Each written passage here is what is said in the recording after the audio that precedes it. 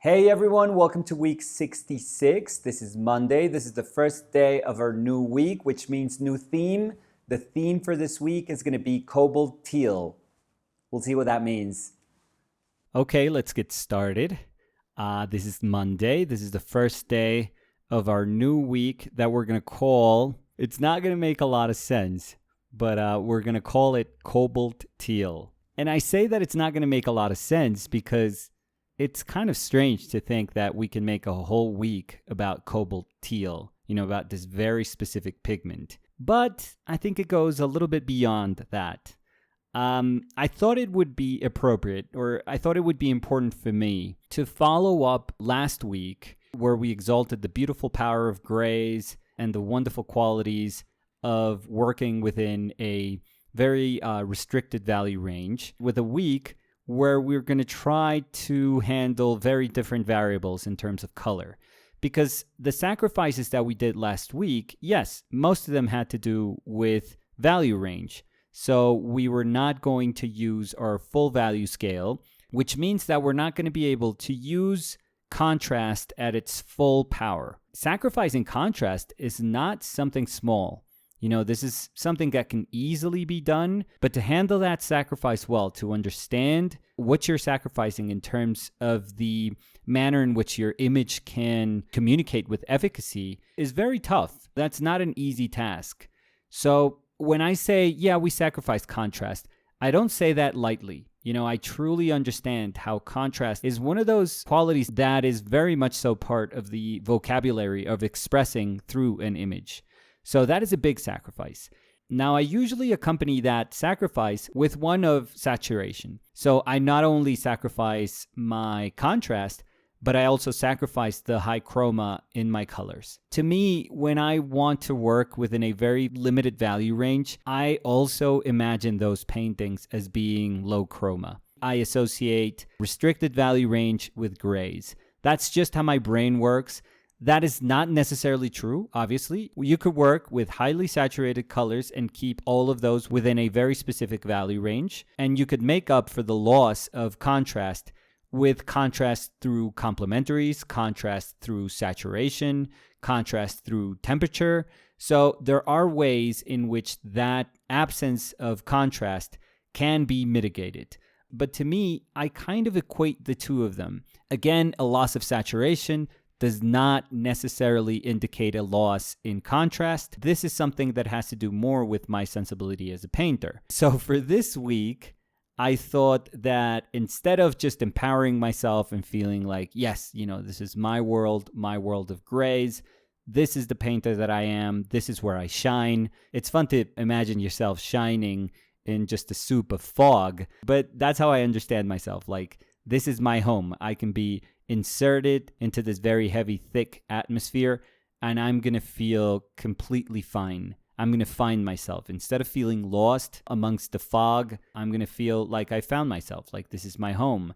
So I told myself, okay, we can just double down and find a way to keep talking about the wonderful qualities of desaturation and of value relationships, or we can do something completely different and again, push ourselves to make ourselves feel uncomfortable and say, I'm going to do something that I've been, I don't want to say criticizing, but I've been not understanding, because a lot of times when I don't know what to say about something or when I shy away from speaking about something, I don't do it because I reject it. I do it because I don't know enough about it. I do it because I'm ignorant regarding that subject matter.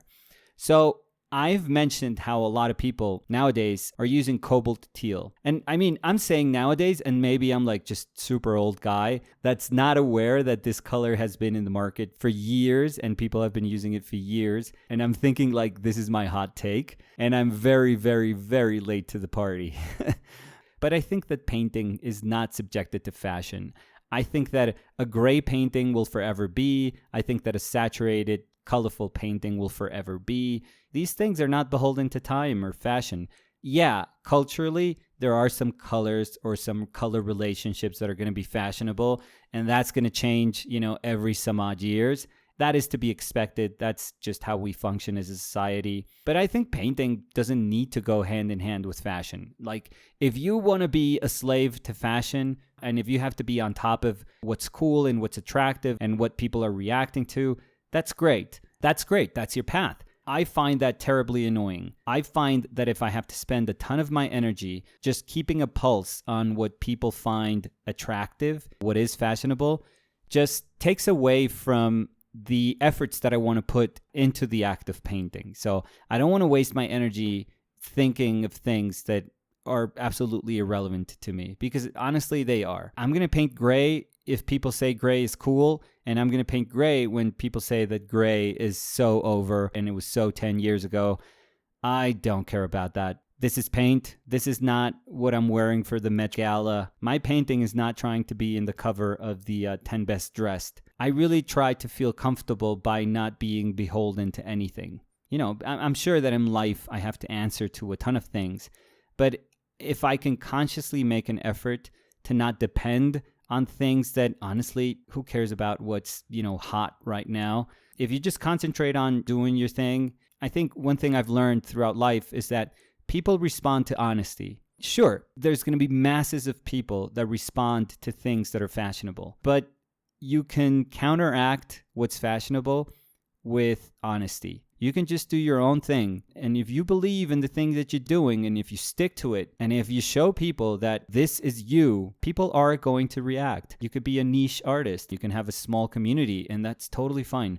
Honestly, that's all you need. Don't kill yourself trying to grasp what people are going to like. That's not our job. And yeah, sure, you can make a ton of money if you hit it. But I think that the stress that goes along with trying to understand what is hot, what is going to be hot, and just betting everything on those things is something that I just don't want to deal with. Like, I live happily and comfortably, and I'm speaking of, peace of mind, comfortably in the sense of peace of mind, that I just don't put any effort into trying to see, like, oh, who's the hot painter right now? What colors is she using? How is she using those colors? Like, if somebody who's really hot right now and who's fashionable does a really cool painting, I'll be the first to celebrate it.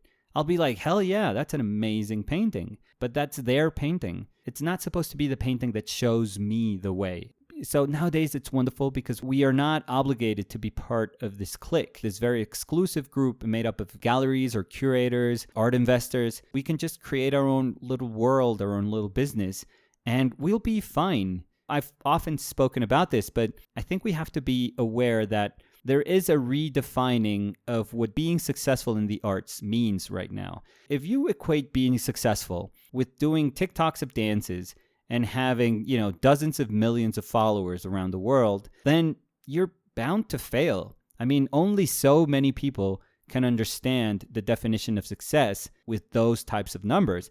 And the people that do that, that's amazing. That's incredible. That's not an easy task. I mean, there's so many people that bash these young kids that have like millions of followers and that do whatever content they do. They could be doing like comedy skits or dances, but it's so not easy to get to the point where they are. And it's certainly not easy to maintain, what they do. They're amazing at what they do, and that's awesome. But that doesn't mean that that's the path for all of us. We have to teach ourselves that being successful is not just that. That's not our only point of reference. That cannot be our only point of reference. Like I said, you can start with small communities, healthy communities. You can socialize your projects. You can try and tell people why they should support you. And then it's up to you. Like, you have to work your ass off still. You have to. If you don't want to be beholden to anyone, you have to put in super, super hard work. So this is not me bending to fashion. Again, for all I know, people have already normalized the use of Cobalt Teal, and I'm the one who's like, oh my God, look at that crazy color. Who in the world is using these colors? And I'm sure there's a generation of painters that are like, what are you talking about? Like, that's blue, For me, blue is ultramarine blue. Like I've said it before, like the most workhorse blue in the world. Like, that is the idea of blue that I have. And for other people, their definition of blue is brighter, lighter, far more saturated than the one I have. My definition of blue is almost like historical. My definition of blue comes from Renaissance and High Renaissance and Baroque. We've spoken about blue pigment before. And we've spoken about how lapis lazuli is probably like the most decadent of all pigments. When you think of a semi-precious stone being the source of a pigment, I mean, that just screams decadence. That's why it was so precious. The production of it was only being done in one area in Afghanistan. It was just so exclusive and so particular that, of course, its rarity made it become the precious color that it was. And it was understood that this color was different than the rest. Now, in trying to read a little bit about Cobalt Teal, because I realized it was PB28, it's cobalt blue. It's the same pigment. And I was like, well, what's going on here? Why does it differ so much from cobalt? I was reading about the history of blue, and I realized I didn't know this. You know that the first synthetic pigment, the first pigment that was not readily available, from Earth, was blue, Egyptian blue. It's the first man-made pigment. And one of the most amazing things that I read, even though this blue was used, and we're talking about like 3000 BC, there was no word for that blue. The concept of blue did not exist. That's incredible. Eventually, the Romans, when they saw that color, they didn't use it extensively, and that's why it kind of disappeared until like the 6th century AD, where the use of lapis lazuli started to become, I mean, I'm not going to say popular because it could never be a popular pigment, but lapis lazuli blue was understood as the blue. But isn't that incredible? Like the fact that Egyptians produced this synthetic color, which is amazing, by the way. I mean, we think we're doing things that are so advanced. 4000 BC, humanity was producing synthetic colors. That's incredible.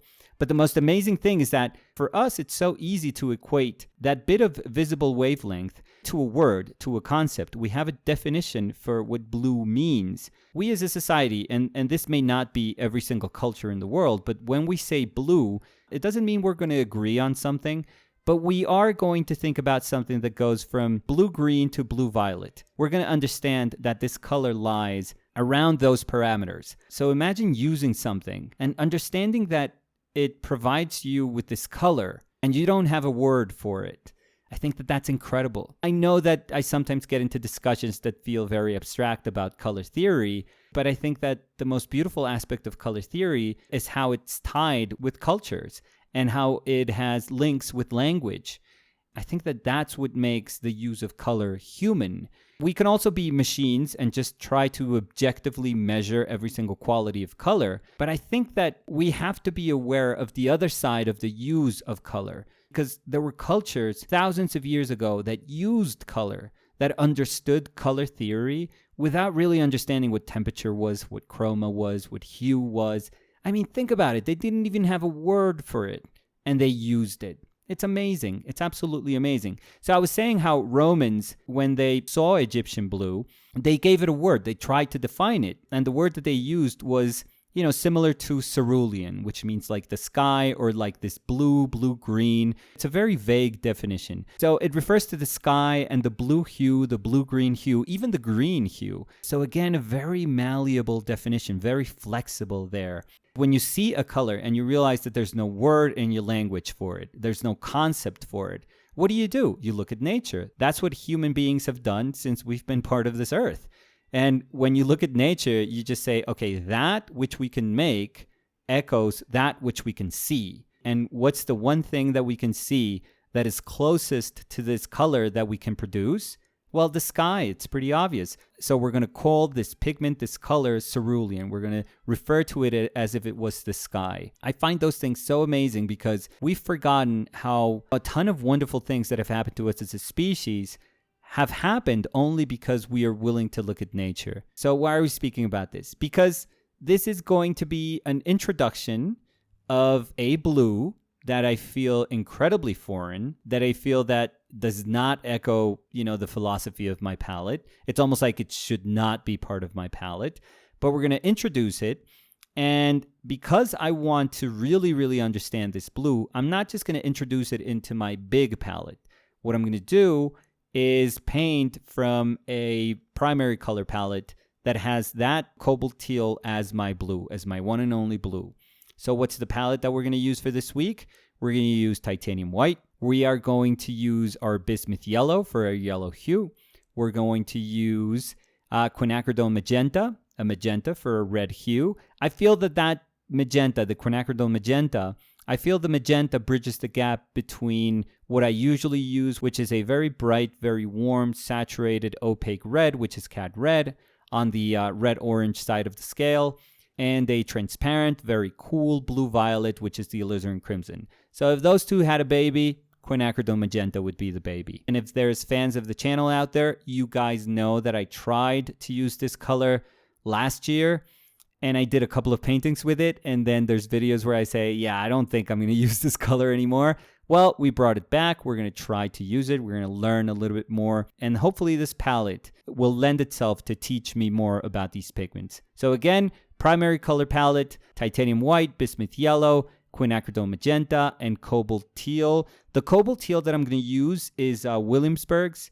It's a cobalt teal bluish. Why is it Williamsburg's and why is it cobalt teal bluish? Because there were other cobalt teals that were far more expensive, and I didn't know if I was going to like the color. So I bought Williamsburg, which I know is a good brand of paint. And why is it bluish? I'm guessing that there's others that have a greenish tint, maybe a cobalt teal that's greenish. I haven't looked a lot into that, but throughout this week, I'm going to try to learn more about cobalt teal. So I'm using that bluish one. If I wanted it to be the pigment that it's going to represent the blue hue, well, I much rather have a color that leans towards the blue hue. I mean, that way it's going to be effective at being my blue. So that's going to be our palette for the week. I'm obviously embracing saturation again. A lot of these colors are highly saturated. So we're going to see. I mean, if today's painting is teaching me anything, is that this week is not going to look at all like last week. So we're going to see how the week goes. But anyways, that's going to be it for today. Remember, tomorrow, Spanish Tuesdays, Martes de Español. By the way, this is not a recording studio.